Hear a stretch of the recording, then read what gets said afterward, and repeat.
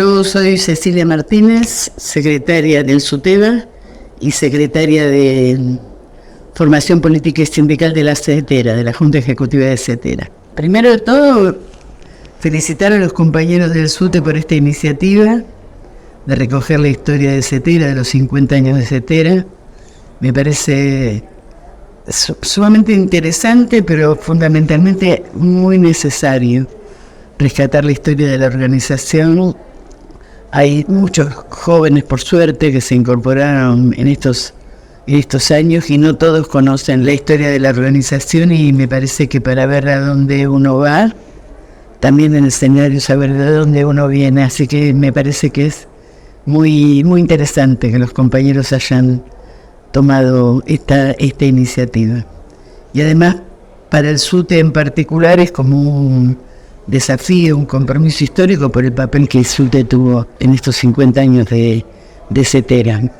Bueno, dicho esto, para hacerlo más sintético que pueda, el 11 de septiembre del año 73, mismo día que Pinochet asesinaba a Salvador Allende, y era el golpe militar en Chile, en la docencia argentina daba un paso importante en la conformación de la unidad, no definitivo, pero sí muy importante. En el Congreso Constitutivo de CETERA, que se hizo acá en Buenos Aires, después de unas jornadas preparatorias que se hicieron en Huerta Grande unos meses antes, donde se preparó de alguna manera, se consolidó el compromiso de avanzar en la unidad orgánica de los compañeros, no de los docentes, de los trabajadores de la educación. En ese sentido, bueno, siempre lo digo, me parece que es importante porque me parece que es una marca en el orillo, una cosa muy identitaria de CETERA.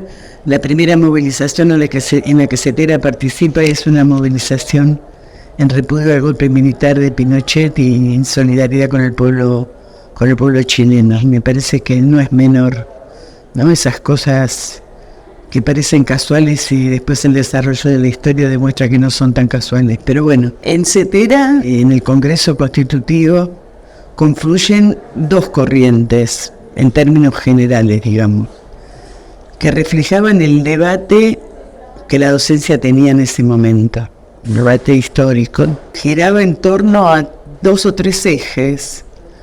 Uno, y fundamental, era definir qué éramos los docentes, si éramos profesionales o si éramos trabajadores. Otro era qué tipo de organización queríamos, si queríamos sindicatos únicos o mantener la infinita cantidad de organizaciones gremiales que había por rama, por nivel, por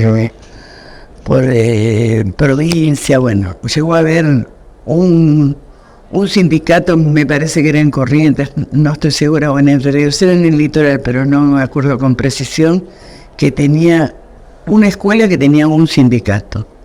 Entonces, o había un sindicato de profesores diplomados, o sea que los que no estaban diplomados se supone que tenían que estar en otro sindicato, que era el sindicato de Benito Brusser, un compañero que fue Junta Ejecutiva de CETERA, falleció hace unos años.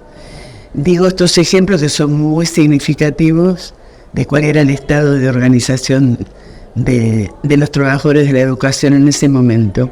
Entonces, en esa definición, en ese debate de qué somos los trabajadores de la educación, o qué somos los docentes, si somos profesionales o trabajadores de la educación, o trabajadores, digamos, somos parte de la clase obrera. ¿Qué tipo de organización queríamos conformar? Y el tercer punto era que era central, creo que sigue siendo central, aunque hemos avanzado mucho en ese sentido, era la vinculación con el resto de los trabajadores. O sea, los docentes teníamos que ser parte de la CGT o no. Parece un debate viejo, pero yo siempre le digo a los compañeros que de todas formas estos ejes de definición que somos los trabajadores y cuál es fundamentalmente nuestra vinculación con el resto de los trabajadores, es un debate actual.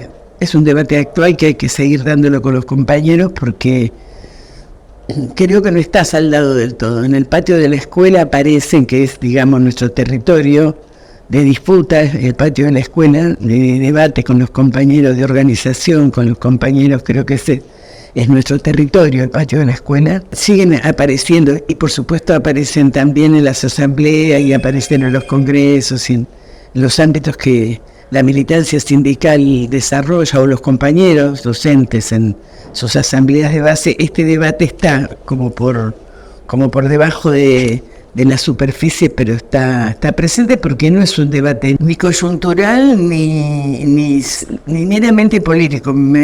Tengo la convicción de que es un debate más ideológico, ¿no? El papel que nos toca a los trabajadores de la educación y la definición alrededor de eso. Entonces, cuando se conforma CETERA, vuelvo para el motivo de esta intervención. Confluyen en CETERA dos corrientes, fundamentalmente.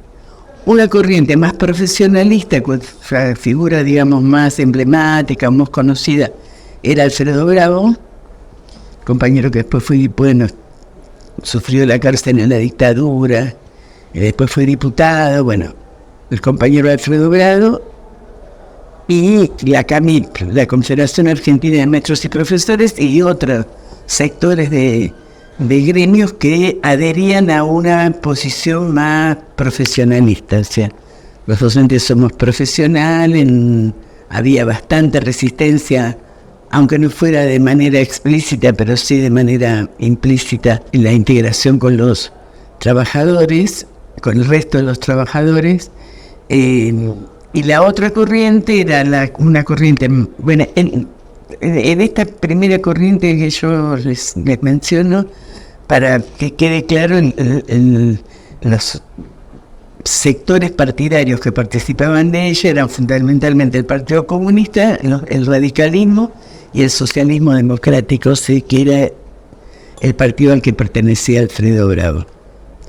Que además está a decir, cuando Alfredo lo secuestran y lo detienen, el socialismo democrático, que era su partido, lo expulsa del partido. Y nosotros, que habíamos sido, nosotros, el otro sector, el sector más vinculado a lo nacional y lo popular, al peronismo concretamente, no solo el peronismo, pero fundamentalmente al peronismo, que habíamos sido adversarios históricos de Alfredo Bravo en cuanto a sintetizar esa modo de pensamiento, fuimos los que no solo, pero los que fundamentalmente salimos yo me acuerdo, recorríamos escuelas juntando plata para sacar una solicitada por la libertad de Bravo.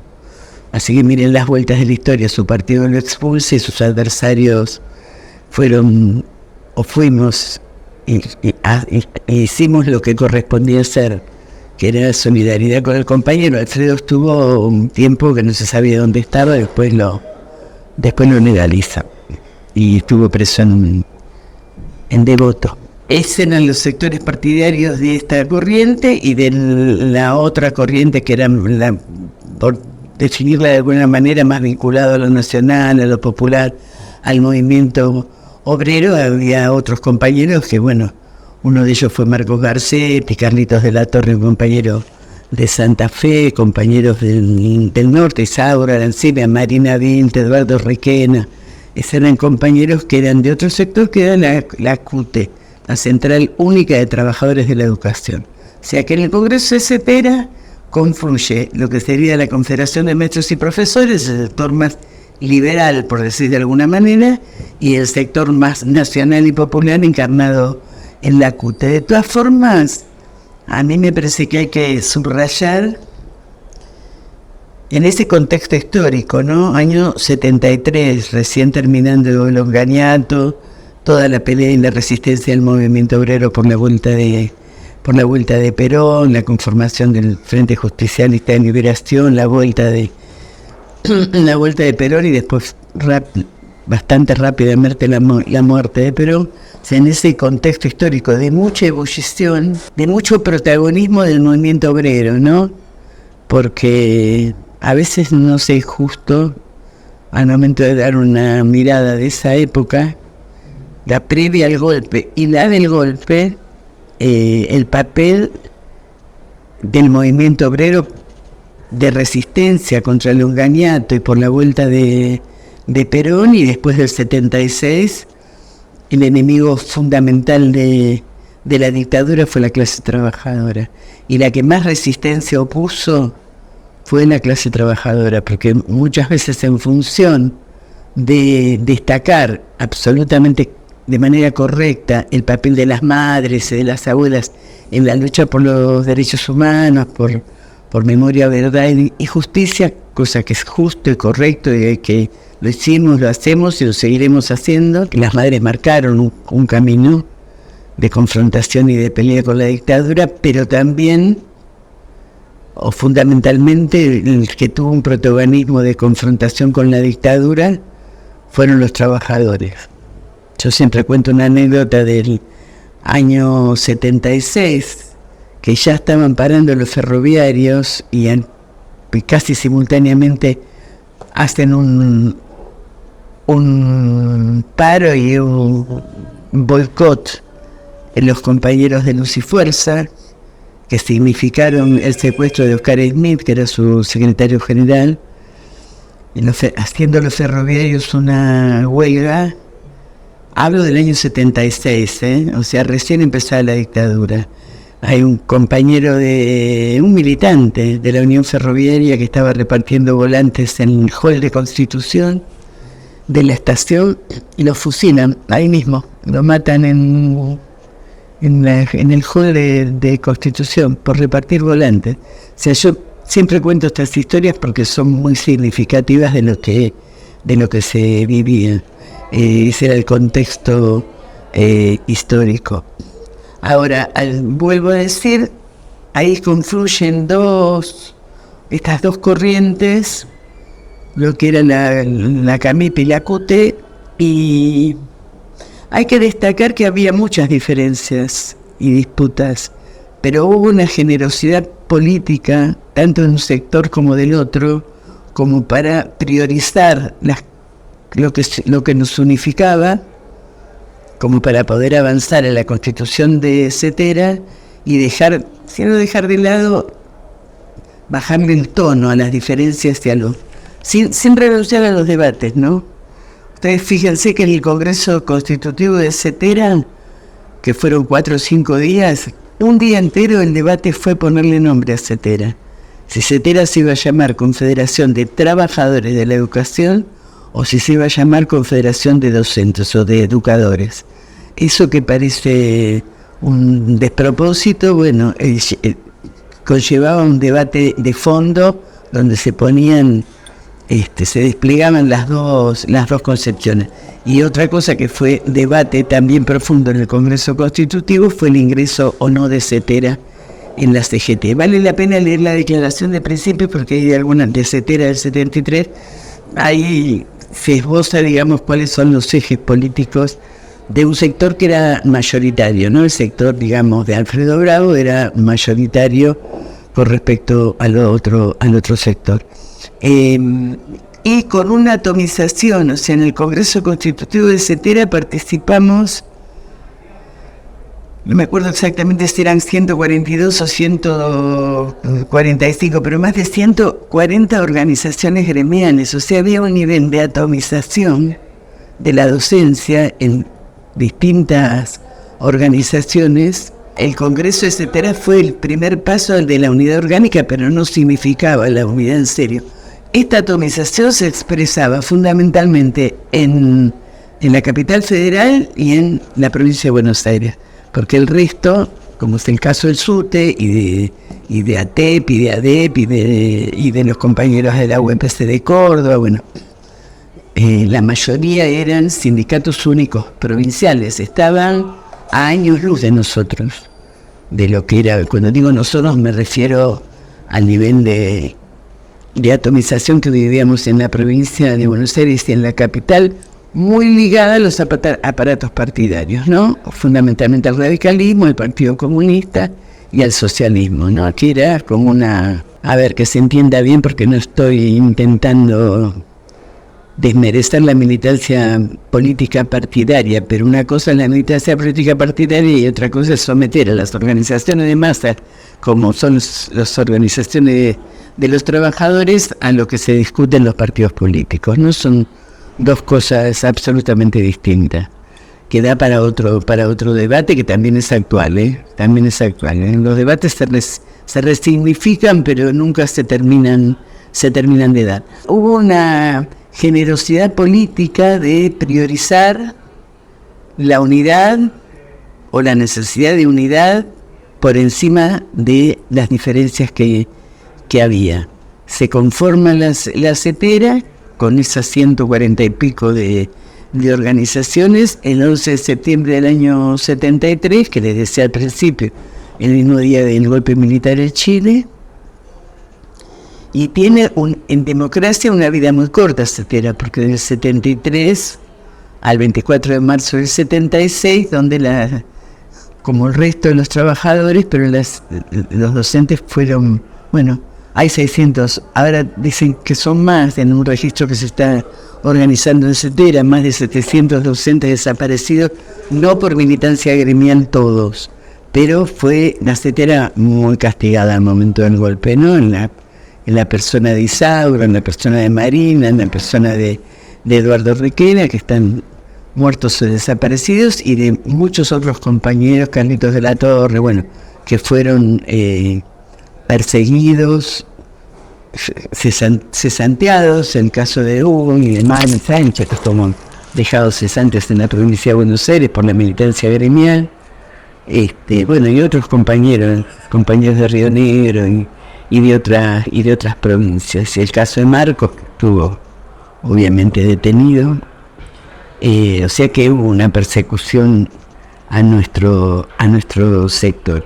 Y hubo una posición, más allá de quienes conducían en ese momento mayoritariamente, hubo una posición digamos, digna. La CETERA no dejó de funcionar aún durante la dictadura, en los márgenes que la dictadura planteaba o permitía, en un marco de terror, ¿no? Porque no era que a uno solo lo podían dejar cesante, que ya era dramático en ese momento, sino que bueno, iba la vida, ¿no? En eso. Los que seguimos militando en la dictadura, no me gusta la palabra sobreviviente, pero digamos sobrevivimos al horror de la dictadura. Yo creo que hubo por supuesto un compromiso político, pero me parece que fue, por lo menos en algunos casos, un compromiso del orden de la ética, ¿no? Nosotros habíamos conocido a Isauro y a Marina y a Eduardo. No eran un nombre en un cartel, eran compañeros que 3 meses antes, en el último conferal de CETERA, los escuchamos, estuvieron en los congresos con nosotros, obviamente hablábamos y discutíamos con ellos, eran compañeros con rostro, con ojos, con mirada, con la voz. Uno sigue recordando las voces de los compañeros. Entonces no se podía soslayar el compromiso de hacer lo que se podía, pero algo, en función de pelear contra la dictadura, y eso, bueno, lo atravesamos, no planteando como una cosa heroica, sino poniendo el eje en un compromiso ético, ¿no? De poder sobrellevar el miedo. El que dice que no tuvo miedo a la dictadura miente alevosamente. En la dictadura tuvimos todos miedo. Pero bueno, era ¿qué pesaba más, no? Si el miedo o una actitud digna frente a la vida, bueno, era la batalla que teníamos todos los días. Y eso me parece que es fundamental destacar las dos corrientes con que se conforma CETERA, pero además la generosidad y la grandeza de los compañeros, tanto de una corriente como de otra, de dejar por lo menos, no sé si dejar de lado los debates, porque nunca se dejaron de lado, pero sí priorizar lo importante que era avanzar en un primer paso de la unidad orgánica de la CETERA. Yo creo que de todas formas la unidad en serio o más consolidada y más real se da en el 87-88, que para mí es refundacional de CETERA, de alguna manera, que es, bueno, el paro por tiempo indeterminado del 88, ahí era Marcos Garcet, el secretario general de la CETERA, Mari era parte, Raúl Ancil, bueno, Juan Godoy, una serie de compañeros, yo estaba en la Junta también, que encabezamos, y una vez fracturada, porque si no es muy largo, pero bueno, la CETERA se había fracturado en dos sectores que de alguna manera representaban los sectores fundacionales, y había mucha disputa superestructural y debate de estos dos sectores, y la iniciativa que nosotros tomamos, que la tomamos desde la agrupación, con Marcos y Mari a la cabeza, y Hugo obviamente a la cabeza, que fue el paro por tiempo indeterminado del 88 y la Marcha Blanca, como suele pasar en la historia de los trabajadores, en este caso los trabajadores de la educación, abrazándose a esa lucha y llenaban las calles todos los días, y culminamos con una marcha, con la Marcha Blanca el 23 de mayo, que fue impresionante. Las disputas superestructurales las resuelven los trabajadores cuando salen a la calle y se apropian de una medida o de un accionar o de una disputa. Y me parece que en eso hubo una refundación de la CETERA. Una fue en el 73 y la otra fue en el 88. Donde es como barajar y dar de nuevo en otro tiempo, con una experiencia acumulada y con una convicción fundamental de eso, ¿no? De los docentes somos trabajadores, tenemos que estar junto al resto de los trabajadores. Ese es nuestro lugar, no para enseñarle a los trabajadores, sino para aprender de los trabajadores, de los cuales tenemos y seguramente vamos a seguir teniendo mucho que aprender por la propia historia de vida y de lucha de los trabajadores en general y del el movimiento obrero argentino en particular. Bueno, avanzamos. Hoy CETERA tiene prácticamente una sola organización por provincia, o sea que es una unidad mucho más consolidada, ha tenido un papel fundamental. Hemos sido parte de la CGT con mucha fuerza en la época de Saulo Baldini, en esa etapa. Mari fue la primera mujer que integró el consejo directivo de la CGT, nunca había habido mujeres. Mari fue parte de ese consejo directivo, después pasó todo lo que pasó, que no estaba en nuestras manos, pero de la que también fuimos protagonistas, y un protagonismo muy fuerte en la conformación de la CTA, y de las que seguimos siendo la CETERA una parte fundamental, no solamente a nivel nacional, sino fundamentalmente en cada una de las provincias. Así que, bueno, sería importante destacar, así como destacamos la resistencia a la dictadura de la CETERA, una vez terminada la dictadura en el menemato. Bueno, CETERA, digamos, marcó hitos de lucha que fueron luchas de mucho compromiso y de ejemplaridad, ¿no? De ejemplaridad también para el resto de los trabajadores, dicho sin soberbia. Una fue la Carpa Blanca, que puso en el tapete el tema educativo.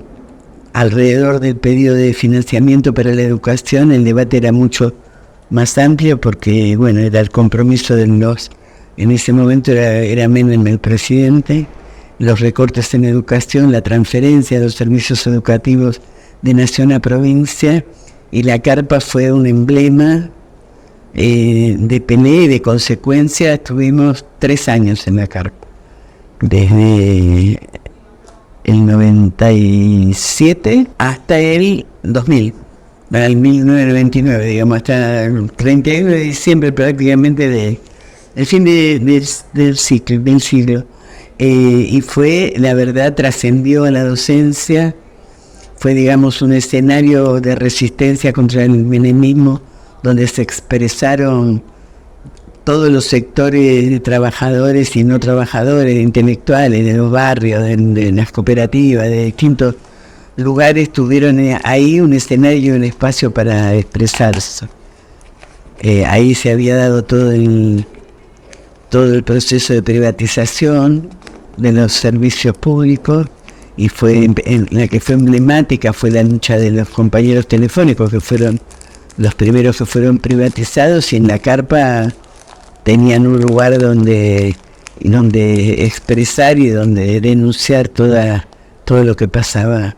Bueno, y otro hito también de resistencia muy fuerte también en los ámbitos provinciales y en el ámbito nacional fue la pelea contra el diferenciamiento, el vaciamiento en realidad de la escuela pública y el intento de mercantilizar la educación, más que privatizar, mercantilizar la educación, que fue el proyecto del macrismo, y que el instrumento de pelea y de denuncia fue la escuela itinerante, ¿no? Que también se replicó además en todas las provincias o en casi todas las provincias, y fue un lugar también de denuncia y de denuncia en lo educativo, en lo cultural, en lo social, ¿no? Fue así como otro espacio, otro escenario para resistencia y pelea. O sea que la dictadura, el menemato y después el macrismo.